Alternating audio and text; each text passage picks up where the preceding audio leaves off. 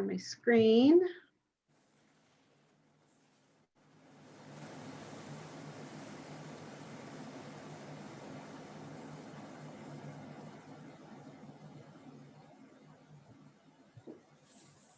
Okay.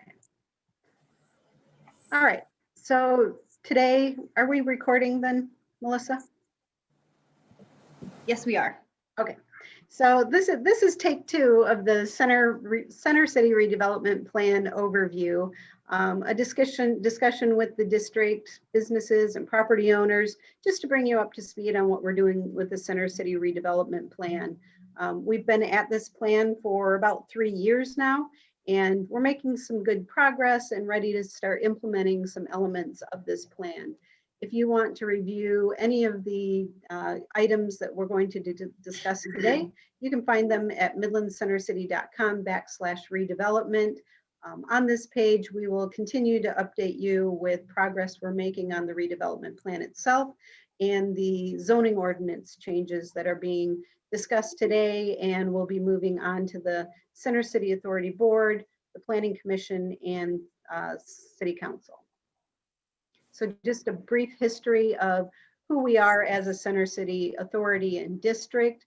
We're Midland's Saginaw Road Corridor. It's the second oldest business district in Midland, next to the downtown district. We encompass about 3 miles of roadway area, 225 properties. We stretch from Manor Drive all the way to Patrick Road and encompass some areas of Washington down to Patrick. So the circle area and the Saginaw Road Corridor were branded as the Center City District in 2008. We became a formalized tax increment financing district in 2012. What that means is we are in the position to capture a portion of the taxes from properties as they are developed and invested in along the district corridor. We haven't had any major investments taking place in the district to increase the amount of tax increment financing we collect and can therefore reinvest into the district. But Center City has made a lot of headway in the corridor thanks to property owners and businesses that have contributed to projects such as the Center City signage project we did several years back, and philanthropic giving that has provided funding for things like repainting the signal arms throughout the district and adding the landscaping through the Red Pots project at the circle. We really got our biggest shot in the arm in 2017 when the Dow Chemical Company gave us a $1 million grant for economic development efforts in the Center City Corridor District. With that, we immediately invested $100,000 into a redevelopment study to help us best identify those projects that would make the most of the balance of the $1 million grant, but also have the greatest impact in making changes for the Center City Corridor. We began in September 2018 with hiring MKSK out of Ann Arbor and conducting a series of public meetings that included businesses, property owners, employees of businesses in the district, as well as the community at large, gaining their insights on challenges that they saw as being part of the Center City Corridor now, and opportunities that we had to improve the district. MKSK took that information and developed the development plan that we're working off today, filled with ideas both short-term and long-term for improving the district, and based on the vision that they heard from properties and businesses throughout the district. The Center City Authority spent the next couple months kind of reviewing the projects that were identified through the redevelopment plan and prioritizing them based on projects that we felt we could undertake and get accomplished in a timely manner. And we took that to City Council for adoption in August of 2019, and City Council approved that for further study and funding recommendations on accomplishing the projects that were identified. So the redevelopment plan goals really focus on corridor enhancements for residents and businesses in the district and adjacent to the district, enhancing walkability and bikeability in the district, making improvements that lead to safer driving, walking, and biking through the district, aesthetic enhancements so that it's more enjoyable to travel through the district, opportunities to attract new developments to the district. So what we found, especially in the downtown area, is that as we began to improve and invest in the infrastructure downtown, more businesses were catching kind of the vision of being a part of that business district and started making plans to either build or occupy a space in the downtown. We'd like to see the same happen in the Center City District. We made a goal of pursuing foundational support and grant funding to make these enhancements possible and not relying on the properties and businesses themselves to fund these improvements.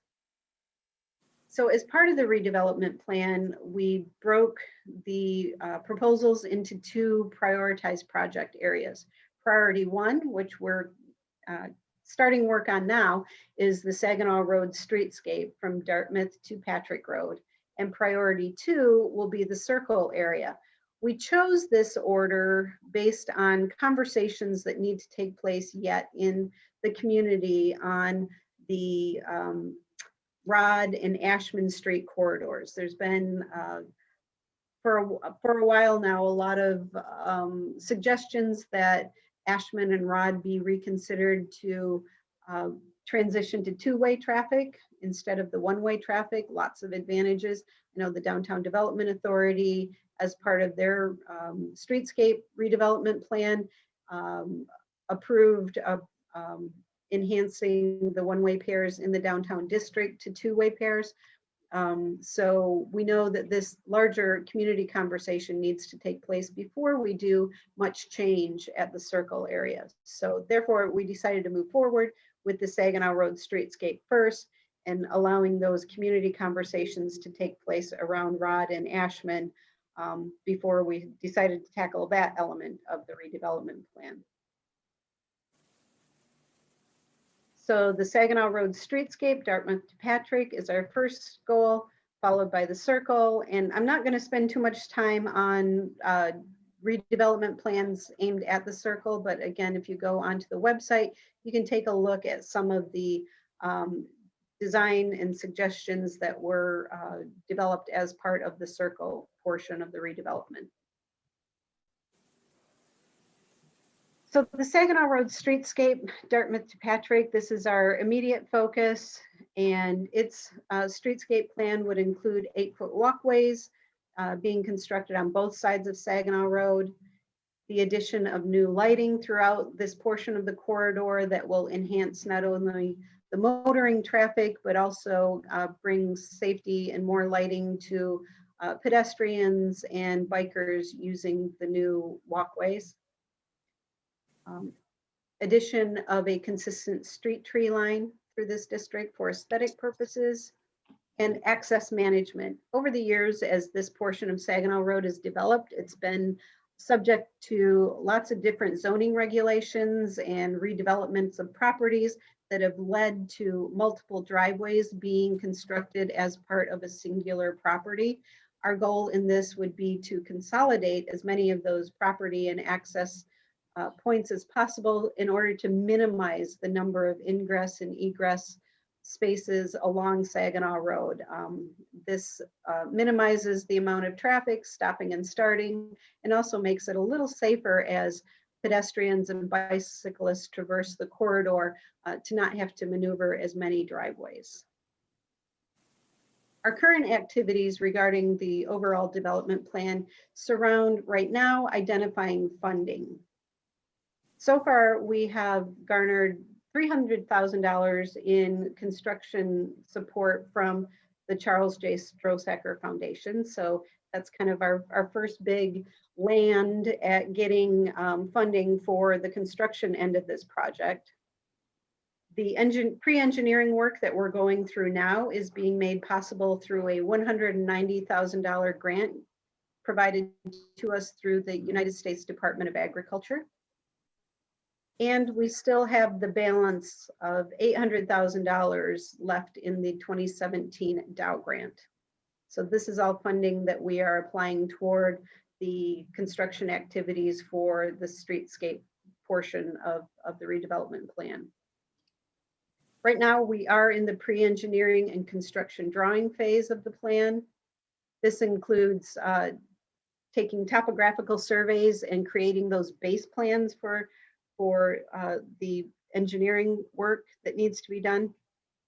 So you may have seen surveyors that have been out over the past couple of months working to gather that information and data. They're gathering the utility data and developing alternate design options where necessary. Right now, we are simply working off concept drawings. MKSK spent a lot of time in the district developing what they think will work based on property lines and general curb cuts that currently exist, but the preliminary engineering will better define this for the actual construction that will take place next. We'll develop preliminary plans and more defined cost estimates, as well as identify critical design issues that we may need to reassess and take a different direction on. Take a look at the crosswalks and propose improvements to again facilitate walking and biking in the district. Again, assess that access management opportunities and review the designs, the effect of the designs on properties. Again, working off concepts and actually getting in there and seeing how these concepts affect properties that exist.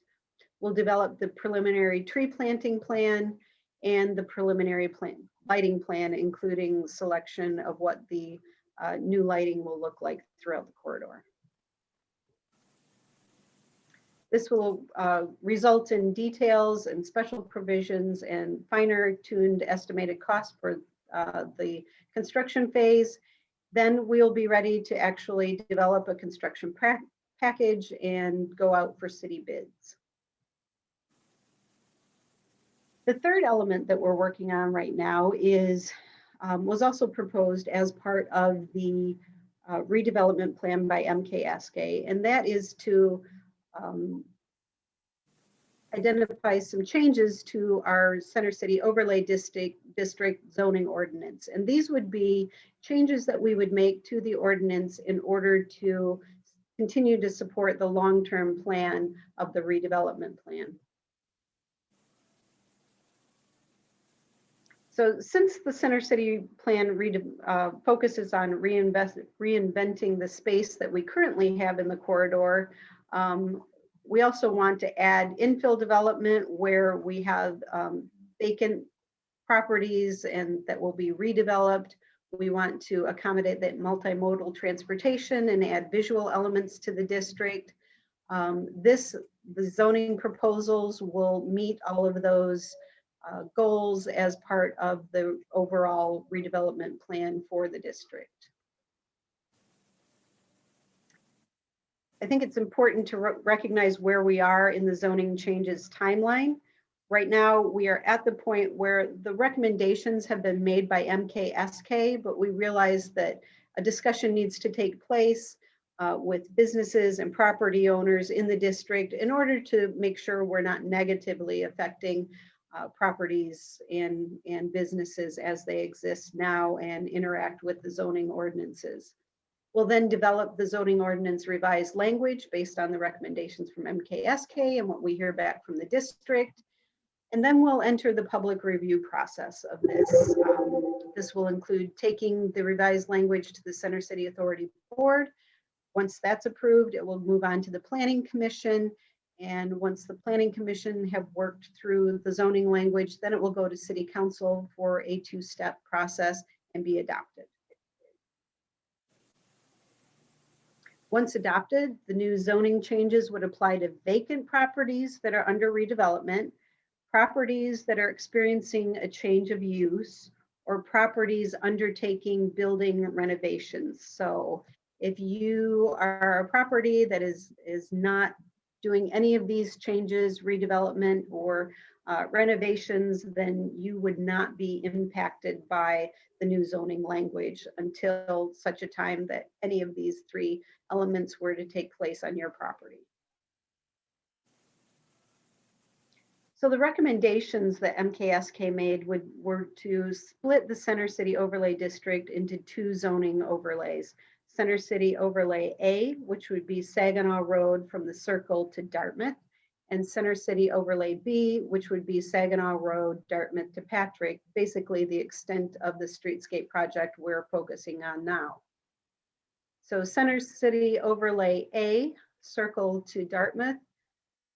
This would promote a much more residential feeling to it, to reinforce that urban setting, and to the Circle area and the area immediately adjacent. So here we want to really facilitate that walkability, the visual elements of the district that would be planters and outdoor dining, moving buildings that are closer to the curb line, so that you constantly see a flow of activity in this area. Again, just really modeling that urban setting. It would allow for a 0 to 10-foot building setback, again, to reinforce that activation of the space. And so you constantly see activity and people taking advantage of this new space. The overlay district A would encourage mixed use development. And when we talk about mixed use development, this Ellsworth Place in downtown Midland is a great example of that. So it has a really shallow setback. It's right on the sidewalk. Its main floor is residential. Well, in this case, their main floor is office service, but it would be ripe for restaurants or retail or office service. So as you're traversing the sidewalk, you're seeing activity and elements taking place inside the building. And then on the upper top two floors is residential. So it's that really good mixed use, lots of activity type building. We would be looking at changing the zoning ordinance to limit parking to the side and rear areas, again, optimizing that front foot space. So you see what's going on. It's more activated with people other than parking in cars. We would prohibit drive-throughs except for financial institutions in this area, again, focusing more on the walking and just parking your car and walking combination. We would reduce parking lot requirements and encourage shared parking lots, again, to maximize parking space, but not require every business to have a certain amount of parking, instead allowing it to be shared among several parking lots. And introducing bicycle and parking requirement standards. Again, if we're going to market this as a place to bicycle and be pedestrianized, we need to make accommodations for bicycle parking. Center City Overlay B is Saginaw Road from Dartmouth Drive to Patrick Road. This provides for a much more relaxed standard, recognizing that this is the more auto-oriented development portion of the district. It allows for standalone residential only buildings. Again, maximizing use of space, bringing mixed use type elements into the district, but also allowing for multifamily standalone residential as well. It provides greater flexibility for building and parking lot locations than what we saw in Center City Overlay District A. So again, trying to move that parking to the rear and away from the on-street parking lots that we're used to along the district.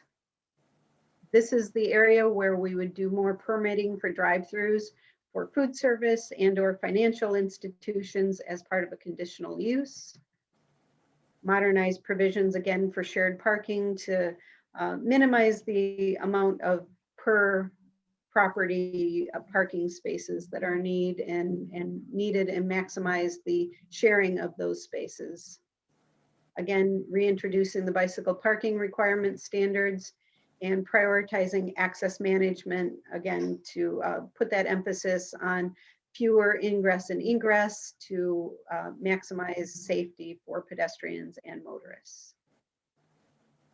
And again, that mixed use development would be encouraged in this district as well. So at this point, we're introducing and receiving feedback from property owners and businesses on the zoning language. We'll develop that zoning text language and introduce it to the Center City Board, Planning Commission, and City Council before it's adopted and implemented. So at this time, I'm going to kind of open it up for any conversations or questions. We have Grant Marshall, who is our Director of Planning and Community Development. He will be kind of taking on this next journey as we begin to formalize the zoning text language and implement any concerns or questions that are being considered as we take a look at what zoning language proposals are being made by MKSK. Thoughts on any of that or anything you want to add, Grant, to that overview? No, Selina, I think you covered it well. There's nothing, if I'm in my existing building, that there's no changes that I would have to make to comply with anything unless I do a major renovation, correct, Grant? Yes, that is correct. So the way that the zoning would work, like any other zoning district provision, is if there's modifications made to the site, then at that time, the compliance would need to take place. So without making a modification to a site, the building would be able to exist as is and be grandfathered in. And if I sold the building, it would still be grandfathered, correct? That's correct. Mm-hmm. Okay. Grant, vacant properties that exist in the district right now, say the Midland Ford property. If these new zoning ordinances were in place, say we have them all in place in May, somebody came along in September and wanted to develop on that property that then would be subject to the new zoning language, right? Absolutely. Mm-hmm. But they also have options there too, correct, Grant? And they can adopt or not adopt per se. It gives them. Yeah, so they do have quite a bit of options within the ordinance, how it's being proposed and how that language would be written. What I think, some of the ways I think about the changes that are being made is we're giving more options to properties, especially further down on South Saginaw Road, through these zoning ordinance changes than what they're allowed today. Freestanding and residential buildings aren't permitted in those areas. Mixed use isn't permitted. So someone that would be interested in those sites and wanting to develop with these zoning ordinance changes, they'd have more options of how they could develop. Yeah, the Midland Ford property, the old Midland Mortar Inn would be a perfect example of mixed use properties, correct? It would be. They're in very good locations, and it would be ideal to have a developer come forward and want to do something mixed use there. Have we seen any developers looking at properties like this? We not in any great detail. We've answered questions a little bit from the city's perspective, though I know a lot of times it takes a little bit of time before they approach us once they have their kind of initial due diligence done. But I know the more that we talk about this type of style development in that corridor, it does get noticed by the private sector and developers that are interested. And so if we can continue to make strides to advance the redevelopment plan, I think what we'll probably do is set a vision and hopefully find private actors that would be interested in wanting to participate in that. Thank you. Grant, I had a question. So in the use of mixed use buildings, are there provisions for modifying existing structures? Any limitations or allowances for buildings that already exist that might want to take advantage of making these mixed single story into mixed use dwellings? Yes, so that's part of kind of that flexibility that's going to be added in. Right now, it would be challenging for a single-story building, maybe at the Circle or some other part within the district, to go to a mixed-use nature. But with what we're proposing to put in, they would have a little bit more option to go in that direction. And that could be possibly even like a style of live work where someone may live in a residential unit and have a commercial business in the same building. Or they may have their commercial business and then want to rent out a residential component.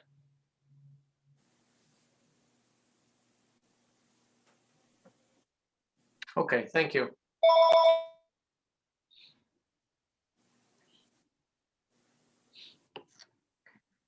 All right, so it doesn't look like there are any more direct questions having to do with the redevelopment plan to date, the proposal on the zoning ordinance language changes. But what I want to share next is just some updates on a companion project that, okay. Excuse me while I find myself in this presentation. Oof.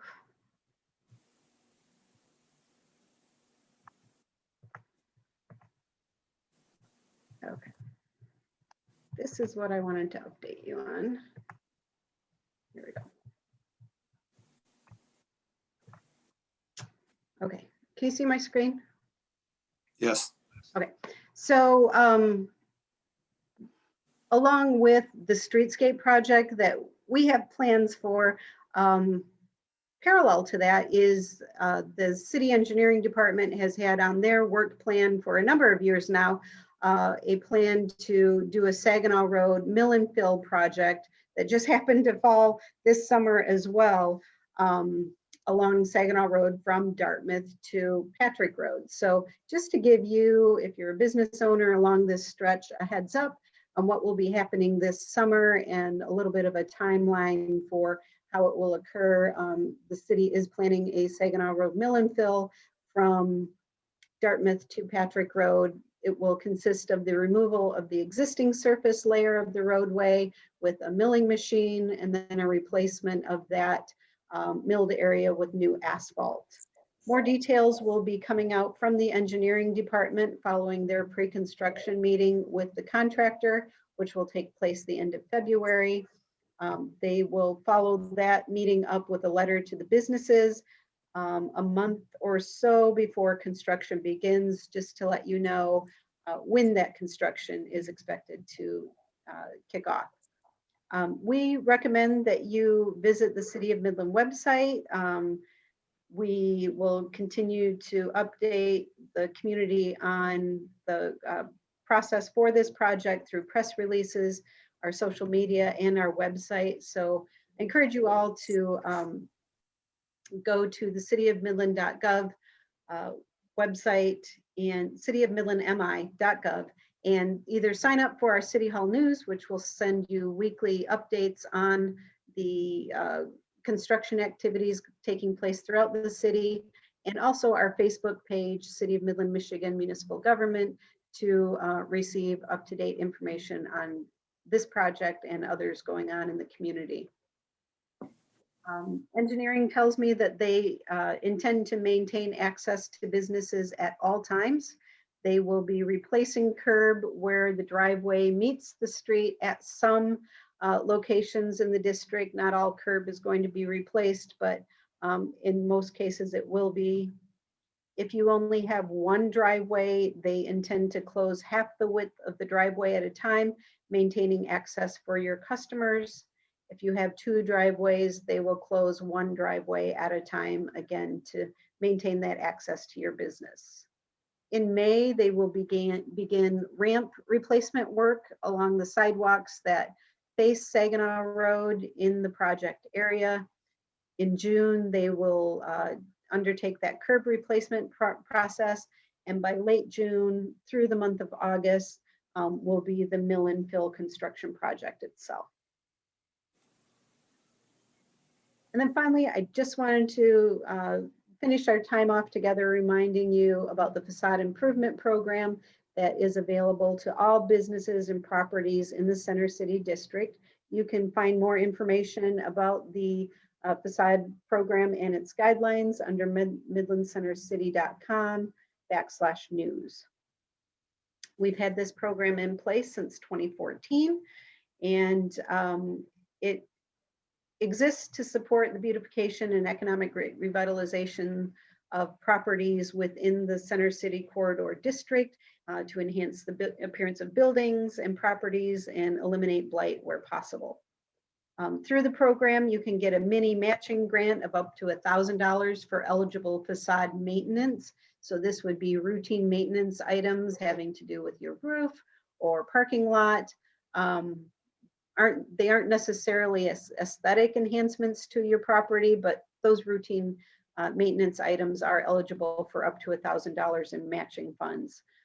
You can receive matching grant funds up to $5,000 for eligible facade improvements. These are mostly focused on enhancements to your property, adding vegetation, maybe painting, replacing windows or doors, these type of improvements. So if you are undertaking a $10,000 facade improvement that's eligible, you can receive up to $5,000 in free funding for that project. In addition, we have a zero interest loan of up to $10,000 available, again, for eligible facade improvements. And again, this loan is no interest and repayable over 7 years and can be used in combination with the facade grant. So you can get up to $15,000 for a $30,000 improvement project you are planning for your property. This is what you'll see in the guidelines that just reviews what is eligible for funding through the facade improvement program. Each property is eligible for the full amount of funding every 7 years. And you can receive the loan every 5 years as long as you haven't defaulted on a previous loan or your previous loans have been paid in full. Application is made through the Center City Authority Office, and we then make recommendation at the Physical Improvement Committee level, and the Center City Authority Board gets final approval on those recommendations. It's a pretty easy process to go through. So if you're interested, again, visit midlandcentercity.com/news, and you can read all about the what's eligible in the facade improvement guidelines. And I think that's it.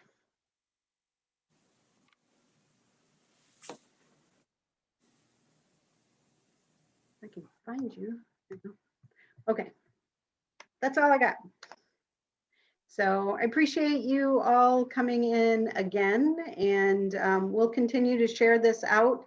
If we're not really getting much feedback from the corridor so far as concerns or questions having to do with the zoning language that we're starting to put forth and creating conversation on, then we will likely start moving that forward at the Center City Authority Board level, perhaps in March, and on to planning and city council in the April-May timeframe. So our goal is to get that on the books and ready to go ahead of developments that are hopefully planning to take place in the corridor in the upcoming months or years. So with that, I'll take any last questions, or we can call it a day. No more questions? All right. Thank you all for joining us. I'll make this available again in a similar way. We'll post it on our website, and we'll email it out for folks to take a look at and give us some feedback. And if we get enough conversation started, perhaps we'll have one more round of Zoom meetings and take up some additional conversation on the matter. Thank you. Thanks Thank all. you. Have a great day. All right. Bye.